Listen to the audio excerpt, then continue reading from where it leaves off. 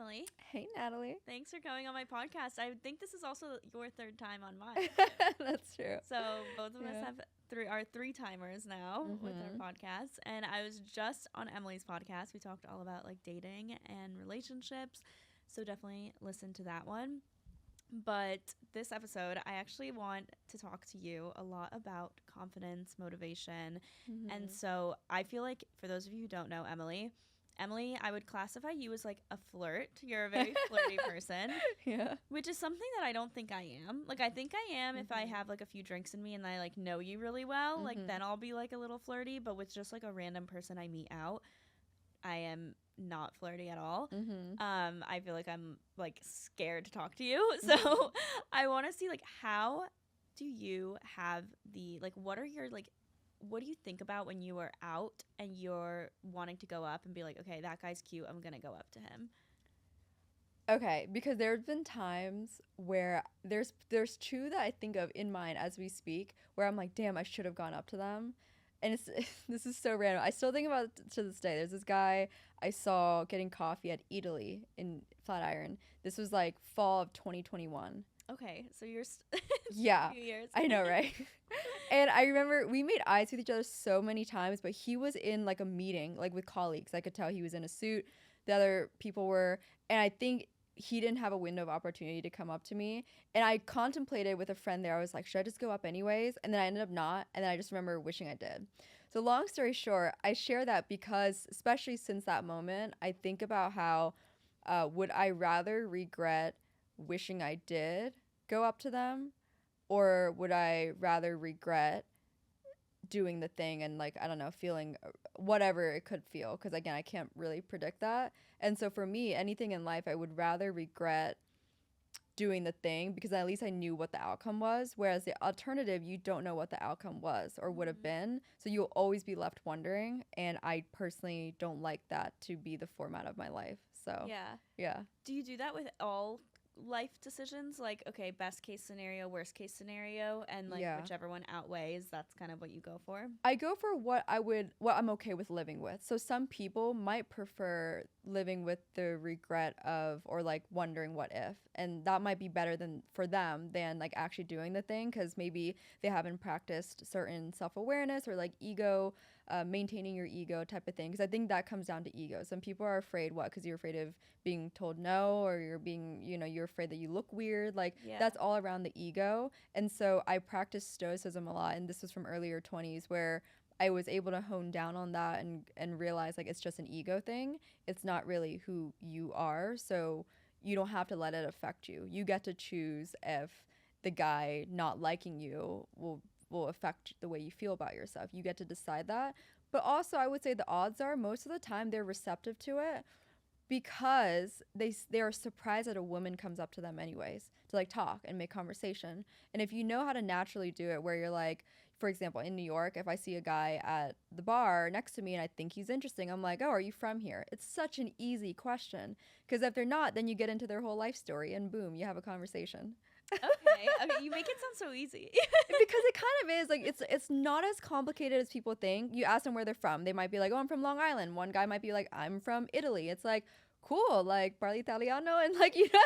So then it's like stuff like that like happens, like even with the guy in Miami, like the GM at that restaurant. So it's just like stuff like that makes conversation, because you get to know someone's life story, like who they are, and you get to know like just who they really are versus the surface level stuff. Yeah. Were you ever scared of rejection though? Like, did you have to deal with that before you started practicing Stoicism, before you started realizing that this is just an ego thing? Like, did that ever affect you if you went up to someone and they did, reject you, or like weren't interested or anything like that? I think so. And my older brother used to call me a chicken. So that, really? I think he'd be like, oh, like he would use the Vietnamese term too. It's like, it's in Vietnamese we say like maka, meaning like you're like chicken, you're kind of wimping out type of thing.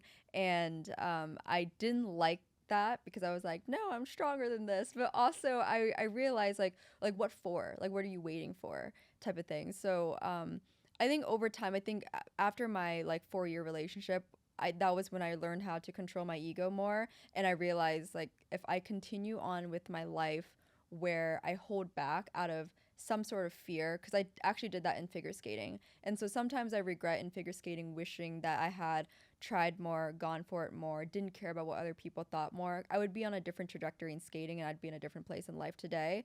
Not that I regret certain outcomes, but I take that as a lesson. Like, had you been more confident and not as chicken, you would have been in a different place in skating, and you would have really loved that. But now you didn't do that. So now what are you going to do differently in your 20s is kind of my perspective. Yeah. So do you have any like big regrets though from the past where you wish that you did something then you know, kind of like you were saying with figure skating, or do you not regret it because now it teaches you these life lessons moving forward? I think the actual only regret that I have in life is actually only about skating, is wishing I tried harder and wishing I went for it. And that still holds, like, it's very powerful for me because I'm still involved in the sport and I teach now. And, you know, I recently actually performed at Central Park, like after 8 years of never performing before. But to me, that's the one thing. It was like my teenage dream. You know, when you're a teenager, you dream about all these different things. And when I was 16, I dreamed of like competing internationally, either for Team USA or maybe actually eventually like for another country, because that's just, there's a lot of ways around it. And so I I knew that I didn't end up going on the same trajectory as some of my training mates. Two of them actually competed at last year's Olympics. And it kind of shocks your system because, you know, you were amongst them and you were just a few different decisions, a few different focus levels away from being on the same path as them. So that still holds a lot of power on me, because now I'm like, all this, you know, waking up at 6 a.m. is nothing. I used to be on the ice at 5:30, you know, so stuff like that makes me go like, oh, you're wimping out because what, you're scared that he's not gonna like you. It's his privilege to talk to you. You know what I mean? That's like what I have to like tell myself all the time. So yeah, I think maybe it's because I was exposed to things that were maybe like more serious decisions, that me talking to a guy or approaching anything or even a job that I want is not as scary. I also worked in sales. I think that's a big part too, because I worked in sales and had to do cold calls.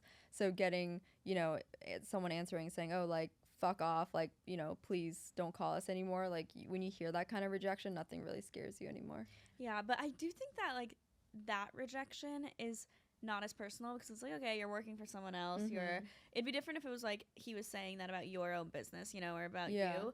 Do you like, how do you kind of get into that mindset though of like, it's their privilege to talk to me? Because I think that's where a lot of people lack the confidence, where I've definitely developed it as I've gotten older. So I think every year I develop more and more confidence, and I think that's how it should be. But I'm about to be 27, and I think that like at 27 I'm like so much more confident, so much more secure in who I am than I was at 22. Like at 22, if I would be like wanting to like trying to make a guy like me, and I would like act different or do certain different things because I was like, I need them to like me, I need them to think I'm cool, I need them to think I'm like super chill, so I'm gonna like do these things right now so that they think that, because like, oh, I'm like not like other girls like that, you know, like typical, very not a good mindset to have. But now as I'm 27, I'm like, I'm very secure in myself, I know exactly who I am. I think that if someone doesn't like me, then that does not reflect on me. That just reflects that like we are not compatible. Yeah. Like it's not even like, and I know we were talking about this kind of briefly in your episode, but it's not like he sucks, like he's the worst, right, because he doesn't like you, because he doesn't like give you attention, like he's the worst, just forget about him. I'm like, okay, no, it's like he's like also a good person, but we're just like not compatible for each other, and that's fine. Like that's, or if like I'm talking to someone and then they do like, you know, end up like not really liking me, I'm not like, oh my god, they suck, like that's like they're horrible people. I'm just like, okay, they're a good person, we're just like not made for each other, and that's okay. But I feel like it took a long time for me to like get to that mindset. What got you to that mindset of it being, you know, was it just an age thing where you got older and got more confident with age, or was it something that you had to like practice, or kind of mantras you told yourself, or like things that you did that kind of got you into that mindset of it's not a personal thing? I think the first step was learning how to rebuild Emily. Like it's kind of annoying, but I always allude to it. It came from the breakup I had when I was still living with my partner from like back in college. I was only 20 years old, and you know, like when you go through that at such a young age and you don't have anyone to lean on, with parents, especially with this cultural difference, I couldn't really share how I was feeling with them because they just wouldn't get it and they wouldn't be receptive to emotionally supporting me the same way a lot of my like American girlfriends, like with like parents from like who grew up in a similar way, they were able to get it more. And so I didn't have that with my parents, and so I really went through that extremely alone. And fortunately I was able to get through that because I built the foundation of who Emily is. And when you start to work on yourself so much, where you know, fitness and the emotional side and like on all different areas, I was building my skating dress business, I was scaling it at the time. So you know, when you start to do things that like you see outcomes out of, like you start to see like, oh, like I'm actually getting new business from like scaling my website and all this stuff. And then I was like becoming more attractive, like I looked more toned and fit, and then I was like you know, becoming more friendly with people, I was making more girlfriends. So when all of those things start to happen, that's when you start to have a better, I think, image of who you really are. And I think that just comes with time, but also actual work on yourself. Like you pinpoint, like I'm giving myself 6 months like to work on my physique, for example. I'm going to go to the gym or go to Pilates, whatever. And you build confidence because of, number one, actually staying committed to it, and number two, getting results from it. Because you're like, damn, like I actually really like love and look how I look and feel. You know, it's just like a matter like what your preference is. And sometimes that's also on like a character level. Sometimes you need to work on maybe being more honest, or catching yourself when you're not being the type of person you aspire to be. Like I think having a role model of being like, oh, I want to be kind like her. Like I had that when I was in college. I remember I had friends that I was like, I want those traits like her. I want these traits like her. And I started to build that about myself. And so I think back to the topic of where that self-confidence comes from, it was actually implementing those things. And then you realize like, wait, I am the person I wanted to be. Yeah. And from there, I think it's hard to like have as much moments where you actually are down on yourself because you know that you actually enjoy who you are. You know what I mean? So if someone doesn't like you, you're like, well, I don't give a fuck because I really like myself. You know what I mean? Yeah. But I think it comes from, it can affect you a lot, yes, if you haven't done those moments. And mind you, it is very hard. Like I've been going through that even the past few months of just like rebuilding some of my individual life like without my partner. And so there's a lot of highs and lows from that. But I kind of related to sports, you know, people, whether in football or skating or tennis or soccer, you know, you lose the championships, you win some, you lose some. And it's only in the dark days of like losing that you rebuild that muscle. And then you come out and like you win the small battles or whatever, you know, small games that lead to the championship. Yeah. I feel like a lot of people, what hurts a lot of people is that they lose a lot of motivation and they think like, they're so down on themselves where to them it's like hard to even get in that mindset of like I need to like they don't think like, oh, I want to be like her, I'm gonna start like developing these character traits to be kinder, or oh, I want to be like her who has a successful business, let me start working on it myself. A lot of people are in the mindset of, wow, I wish I was like her, but that will never be me. Like they're like stuck in that mindset of that can't be me. Like, wow, she's so toned and fit. Like, ugh, look at me. Like, I'm just never going to be like that. And I think that's the hardest rut to get out of. And I don't know how, because I think I always say this, but I was really lucky to be born into a family that like always instilled confidence in me. And like, you probably grew up the same way, especially with, I think, immigrant parents, like very tough, like very tough of like, you need to do well, like you need to get like a good job, you need to go like or get a good like degree, you know, very tough on that aspect. But I know that it was always because like they thought I could do, like they knew that I could do whatever I wanted, so they like pushed you to do that.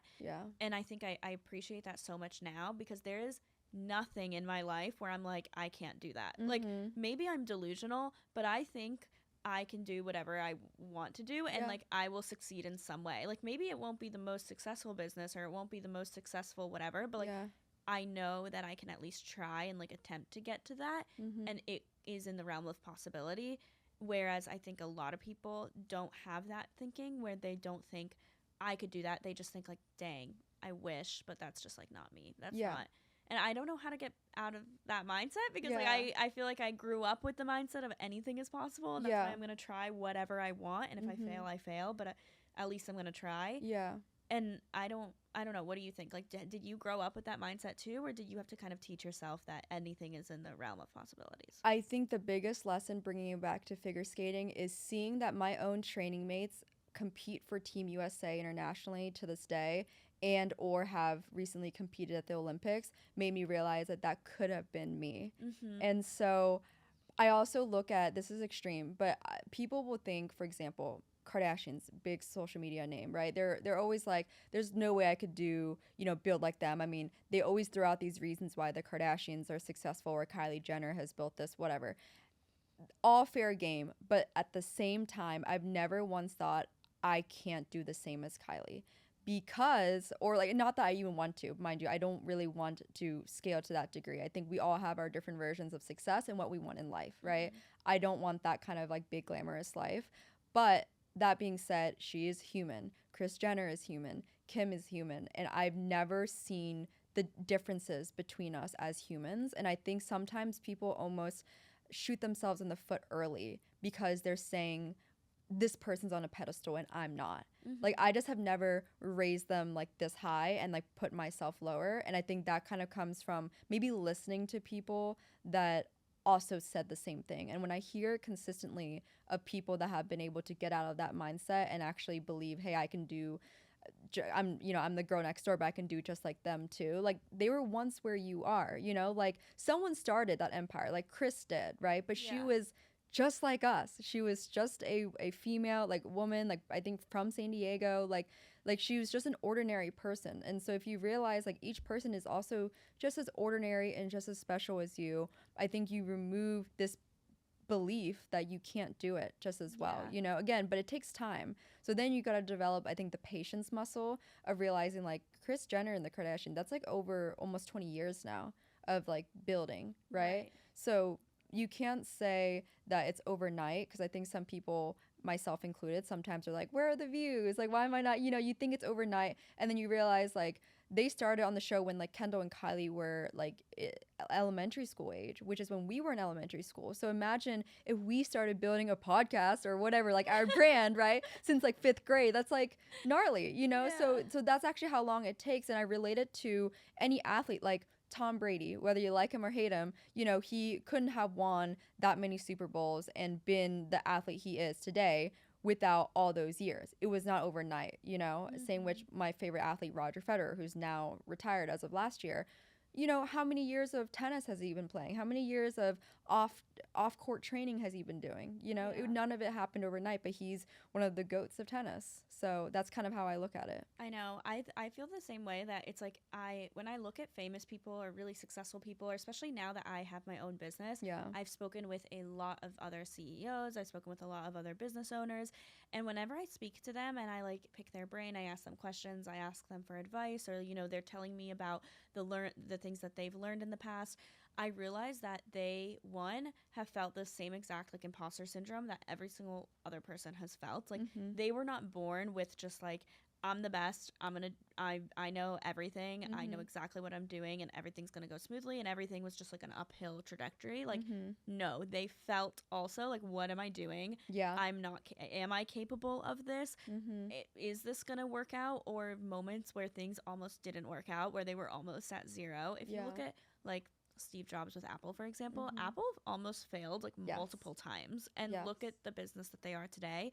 And I just always think like every single person that I look up to and that I admire has gone through things where they've felt a lack of confidence, where they didn't know what they were doing, where they almost failed or did fail multiple times. And yet the only difference between them and people who, you don't know their names right now, or they aren't necessarily people that you're like admiring, is that one of them continued and tried and like tried again and tried again and tried again, like doing it no matter what, and the other person didn't, and they stopped. And I feel like that's kind of like what you said, like your regret with figure skating is like, okay, if you did continue to do it, like who knows where you would be. And I feel that way too with like a lot of the things that I started early on, that I'm like, if I did try with that, like I would have been at a different spot. I would have been a lot more successful. I would have been better. I would have, with social media, I'm really happy that I stuck with it over all these years, but there were definitely moments where I did not put in a lot of effort when I should have. Yeah. And who knows what that would have looked like. And so I think that's the only difference. And I hope that like conversations like this help people like think about things differently. But I think a lot of people also just are really like do not have that confidence to think of themselves as like even in the same realm as those people. Like they think that those people are like different or like not, I don't know, like two different sets of humans or something where it's like, well, that could just never be me. Yeah, it's interesting because I think about it sometimes too, almost like in a fascinated way, because I grew up in an environment, if anyone, like if there was ever like a documentary on where I grew up and just like a whole actual visual of, I grew up in the Amish capital of America, like where you see horse and buggies. My hometown was 8,000 people. So I was like outside of like the Amish capital, but I was like in that county. And I think all the odds were quite frankly against me actually leaving this. It's I worked at Abercrombie for $7 an hour, $7.25. You know, it was 20 minutes to the closest Starbucks. You know, the Mexican food I had was Chipotle, like things like that. You know, I was eating Panera and Chipotle like for lunch and, you know, sometimes dinner. So I wasn't exposed to a lot to really think that I could do these things. But I just remember watching even The Hills back in middle school. I remember looking at like Whitney Port and Lauren Conrad, and I was like, oh, like I could be like that one day. I don't know like why I couldn't. But I think what's also helpful is if you talk to people in their 70s and 80s and even 90s and you ask them just kind of life wisdom, most of them will talk about what they regret not having attempted or not having tried. That goes all across the board. I'm talking like, you know, with a romantic partner, work or career, whatever things that they spent too much time dwelling on. They talk about regretting usually like not having done the thing. So I take that wisdom a lot with me because I really try to prevent the amount of regrets. I mean, not that I have many. The only thing is really just like skating, wishing I tried harder. But besides that, I think I would, once again, much rather go for it and at least have the outcome play out versus wondering what it could have been had I done XYZ. Yeah. And on those moments where you have gotten rejected, what do you do afterwards? Are you just like brushing it off like, okay, whatever? Or do you ever like take that rejection personally or take it to like motivate you? Or do you just think like, okay, it wasn't meant to be? Like how do you deal with that? Because I feel like rejection, people handle it differently. Like in the very beginning of starting Rella, I thought I took rejection kind of personally, and I quickly, like very quickly, I'm talking like 1 week, I'm like, okay, I can't take this personally anymore because one, it's not like I started realizing that people deal with rejection all the time and it really isn't personal, and when I reject someone or some idea or something, it's not necessarily personal, it's usually something with me. I'm like, usually it's something to do with me. So I started like reframing it that way and trying to think about it like, when I reject people, what does that mean? And thinking, okay, so like when people reject me, that's what that, like, it's probably not a personal thing. But also I started dealing with rejection on a daily basis when I was pitching investors. And so I was like, I just can't take this personally. Like that's it's a very unsustainable way to live. Yeah. So I very quickly was like, okay, this is not personal anymore. I'm just going to use this to grow. But I also need to like develop a sense of confidence where I'm not like changing myself every single time I get rejected. So what do you do when you deal with that? Yeah, like you said, like when you realize that when you are quote unquote rejecting something or someone or some idea, it's not personal. So I think I always have to backtrack it too. It helps, number one, realizing like, okay, well, what do I mean when for example, even like not responding to a text right away, right? Sometimes I've taken it personal, and then I ask myself, well, is it personal when you haven't responded to X, Y, Z? And you realize like, no, I completely, it was just like nonchalant, like, oh, I'll get to it later. No big deal. And when you realize like your own thought process in that, you realize like, okay, this person's human. They likely had something similar too. Like it's not personal, especially if you have done the same thing. That's number one. But I think number two, when it comes to like let's say just like dating or going up to a guy and like being fearful of that kind of rejection. I remember my friend, one of my best friends from childhood, she instilled this in me. I realized that's where I got it from. She reminded me all the time, you know, like it is their privilege to be able to talk to you. Like you are the fucking shit.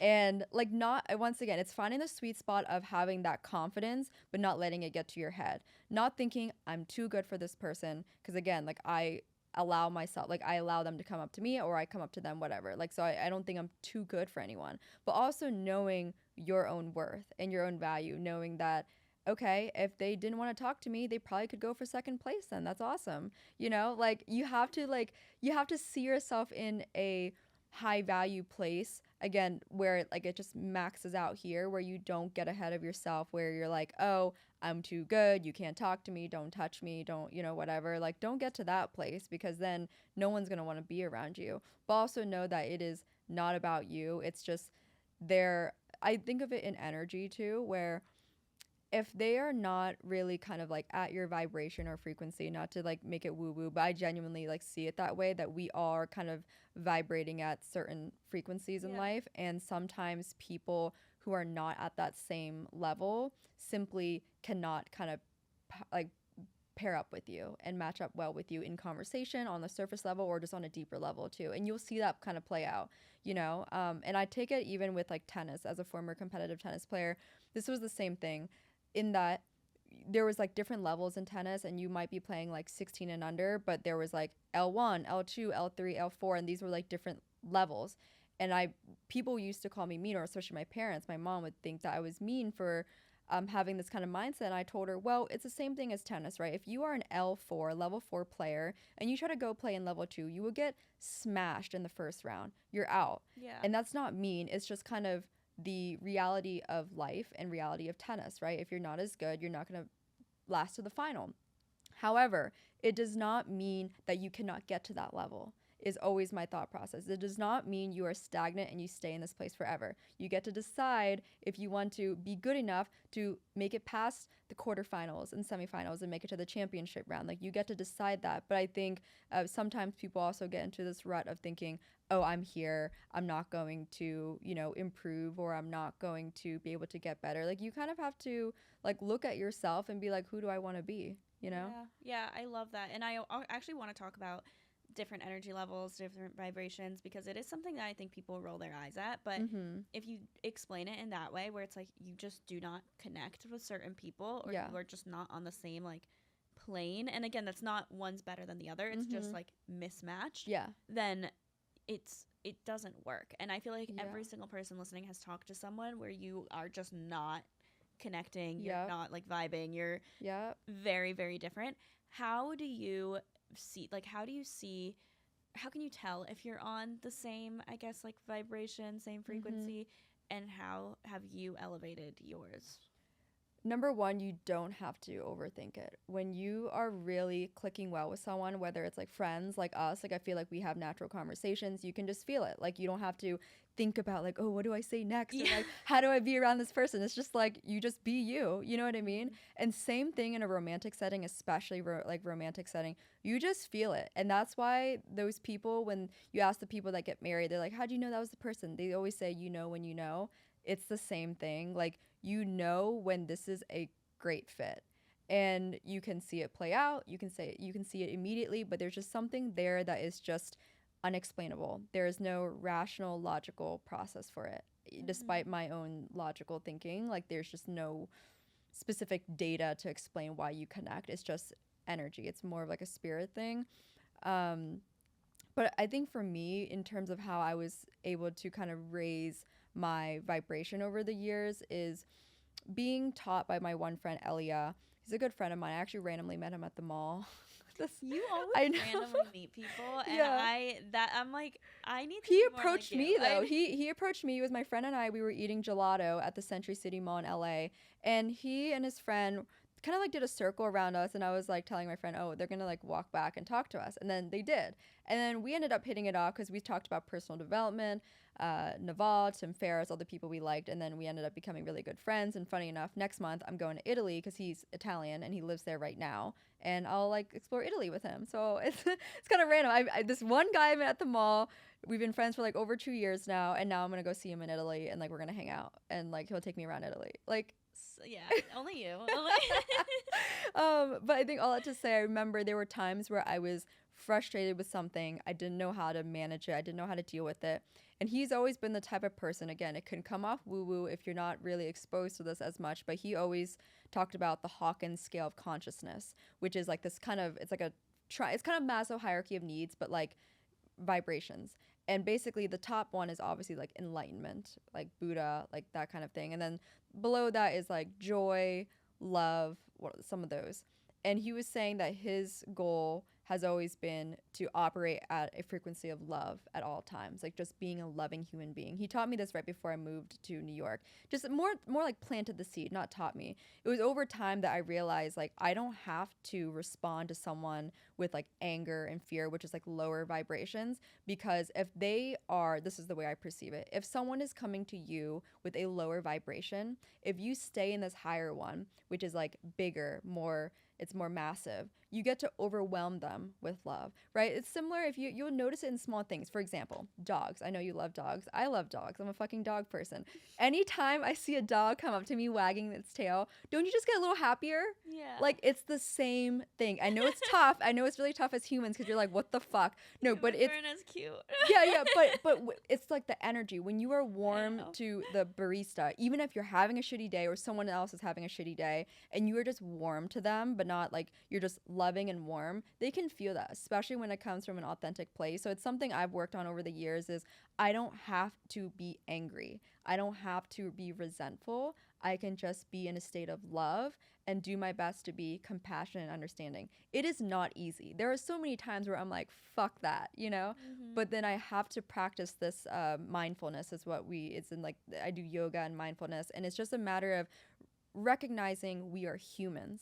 Mm-hmm. Okay, we make mistakes, we have our off days, we have our good days, and if I can just be a good contributing human, I guess, to the world by being more loving to all people, that's my best like attempt. Like, it's kind of where I'm at right now. It's like, how do I show up with love to people, you know, just like golden retrievers. Yeah. I'm being honest. No, I totally agree. And I think that's also something where I think a lot of religions, definitely that's like their golden rule, you know, kind of like treat others how you want to be treated, just be a good person. And I think with me growing up with a sense of faith as well, I always was kind of, or not always, but it was always something that I had thought about, was wanting to, one, show up and like give people grace, because grace has always been given to me, and like always love on other people. So always showing up with like, whenever you're resentful, whenever you're angry, whenever you like hate someone or holding a grudge, it always impacts you more than it impacts them. They do not feel that anger as much as you are now living in a state of anger and living in a state of resentfulness. So even if someone does something that's wrong to you, doesn't mean that you need to be friends with them, doesn't mean that you need to, you know, embrace them back into your life. But it also, I think, forgiveness and like not hating them and not feeling anger towards them frees you up. Like, it actually makes you feel better. It makes you happier, rather than just being like, you know what? They're human. They made a mistake. I don't want them in my life anymore. Like, I'm not going to, you know, entertain that friendship anymore, that relationship anymore. But I'm still going to give them grace, because you are also human, and you're going to mess up, and you're going to make people angry, and you're going to, you know, be a bad person to some people sometimes. And you know that that's not necessarily who you are, and that's not what defines you. So you shouldn't, one, hold that and like define that other person in that way. You just need to like let them go and like move on, and then you're gonna be free as well, I think. So I always think like that, and that's why like some people, like for example, I talked about this in your podcast, but my boyfriend that had cheated on me in the past, people are like, oh my god, he's a horrible person, what a bad person, like that, I hate him, blah blah blah. As crazy as it might sound, like, I do not hate him. I don't think he's a bad person. I think he made a bad decision, and like he did something like pretty shitty, like, and it did hurt me a lot. But today, like, I actually, I mean, this happened also forever ago, but, and like, we're not friends, you know, like we're not like friendly to each other, but I went to the city that he lived in, and I was like, I haven't seen him in a while. We were once like close. Like, I was like, let me just ask if he wants to get drinks, you know, like, I'm just going to reach out and see, because it's been like so long at this point. Like, if it happened recently, I wouldn't have been like that, but it's been like 8 years or something crazy like that. So I'm like, let me just like reach out and ask him. And we had like made plans, and then he ended up like not being in town like when I was going, but still, like, I think it's always better to show up without resentment and without being like, you're a horrible person, I hate you, and holding on to that, than just being like, okay, you made a mistake. I'm not gonna date you again. Like, I'm gonna goodbye. Yeah. But I'm not gonna live with that anger, because that's like worse on my end. Yeah. And that's one of the things that I love about the practice of mindfulness that I've implemented over the past like 7 months is you realize you can't be in a state of love without having compassion and understanding for whatever situation that is or for whatever person. And so it's, I think, similar to you when you say give grace, I think of like giving compassion and like being understanding. And I think it would benefit a lot of people to do that in a lot of scenarios, because you're not going to gain anything from being angry at someone. Because again, this might sound extreme to people, but I think of it as, and this is again what I learned in practicing mindfulness and like reflecting on it, but it's just like children and animals, like a dog, okay? Like when they are still learning the ropes of like a dog, like they're still being like potty trained or whatever, like children, like they are still messing up all the stuff in your house that's like maybe the nice stuff, right?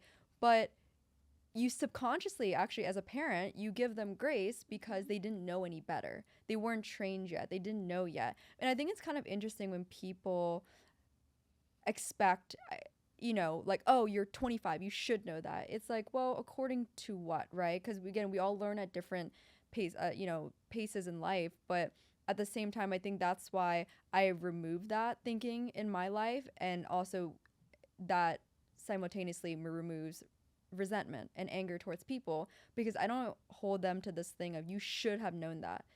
Sometimes at least now they know. That's like a better way to look at it. At least now they know. And then moving forward in an ideal world that they can actually properly implement that, Same thing with like dogs and children. I think it's, to me, that's just the best way I've been able to realize like we're humans and this is how I can love one another, versus saying like, wow, they didn't meet my expectations, like that is just like they're a terrible person, like you said about your ex-boyfriend, like the cheating thing. I think it is fair to not ever want to be in a relationship with that person, or to have anything of a stronger connection, but it's also good for you to be at peace, because I think a lot of people, when you hold that in, you're not at peace. And that's why I respect, and I don't like, for example, Beyonce and Jay-Z. When Jay-Z was not faithful and loyal to Beyonce, I think a lot of people are probably saying, how the hell do you stay with that man, right? And she probably has her own reasons.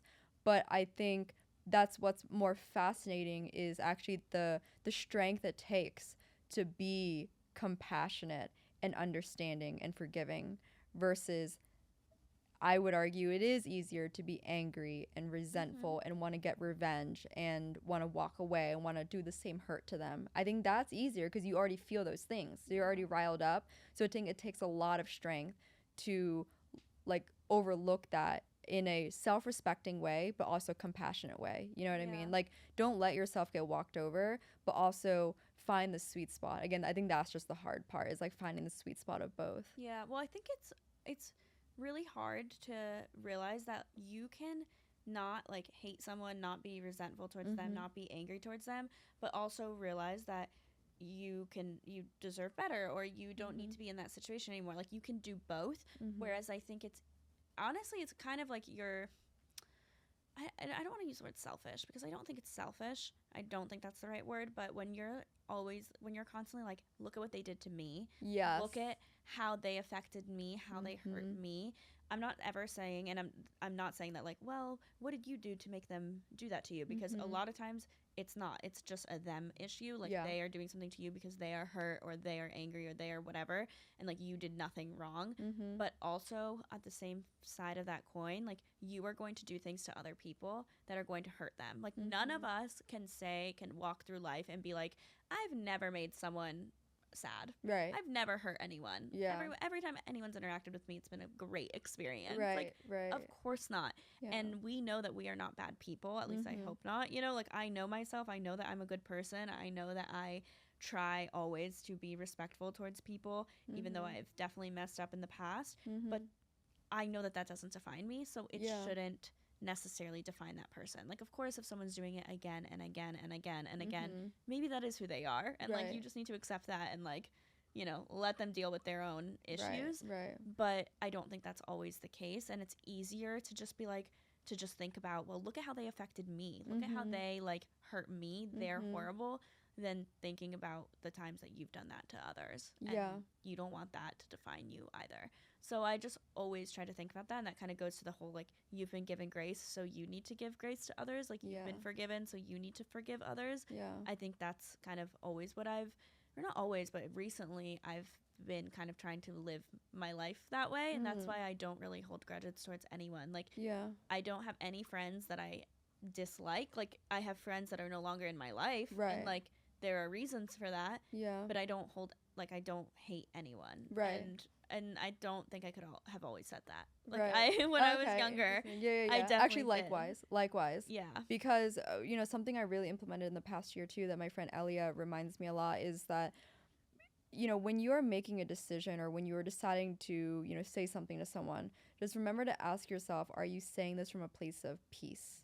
Like, are you in a state of peace before you say this or do this? And I think that kind of parlays over into my practice with Stoicism, which is reminding myself that I don't have to be reactive to the thing.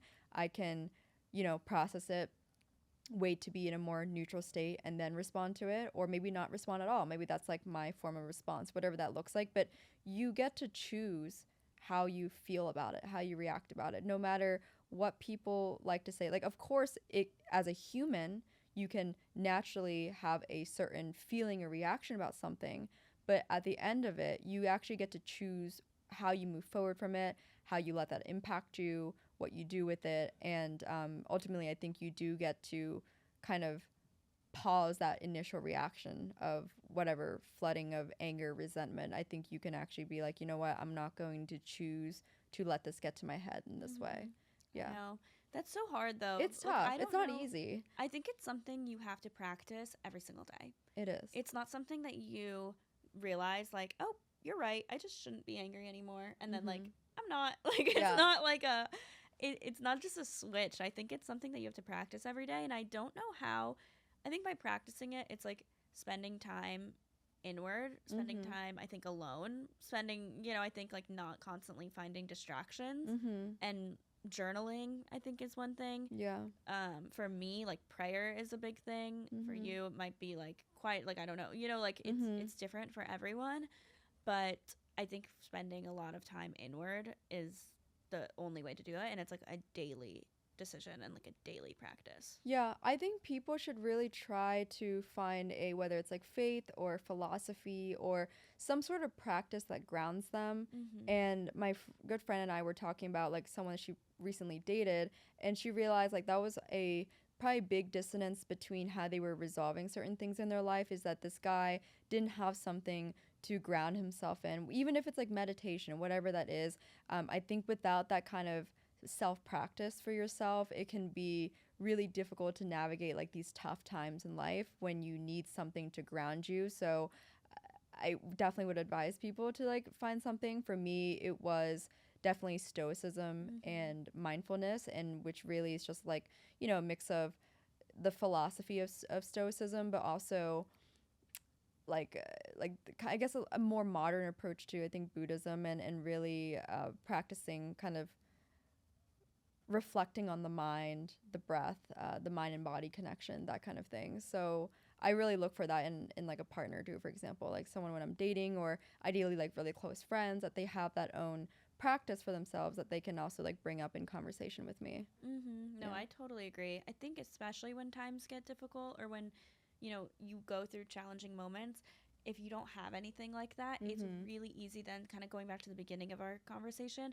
it's easy then to think like, okay, well, that can never be me, or I'm just a failure, or this is just not going to work out, and that's it. And it's easy to kind of see the life from like looking down and a very like sad reality, rather than looking at other people that inspire you, or looking at the best case scenario and actually having confidence in yourself to like reach that point. Because if you don't have something that you're like clinging on to, or like grounding yourself in, like you said, or how can you, I don't know, I think it's really hard then to motivate you yourself, like to kind of like self-motivate, to be like, no, I can do this, when things have been tough for years, months, maybe things have never gone well, like how can then you say like, no, I'm gonna like, this isn't personal, or no, I'm still gonna continue to try.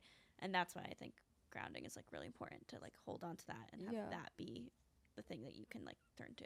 Something that brings you back to an equilibrium state of peace. That's what I'm trying to say in Yeah. like a lot of words that you said a lot better. So yeah.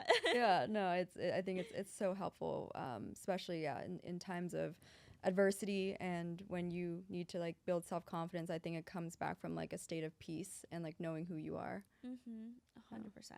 Yeah. Well, thank you so much, Emily, for coming on my podcast. Of course. This was a lot of fun. I think it was a different conversation from the previous times that we've had, and like similar to what we were saying, how our conversations like just flow. Yeah. Like I mean, it's on video, guys, so be sure to watch this on YouTube. Yes. But I didn't have to like look at my phone at like I didn't even have questions actually. I just kind of came in here and was like, gonna chat. But no, I think it's find people like that. Like it's not hard, like you said. It's really easy to figure out if you vibe with someone or not. 100%. And if you feel like, is this like, I don't know, then it's probably not, especially in the beginning. For sure. That's why we click. Where can they find you? Where can they listen to your podcast, follow you? Yes. So I guess technically the part 2 will be on mine. So it's What Fulfills You. It's on all platforms and it'll also be on YouTube. And my Instagram is just at Emily E. Duong. Duong is spelled Duong. Amazing. Everything will be in the show notes in the description. Amazing. Okay, sweet. I loved these topics. Little flow, yeah.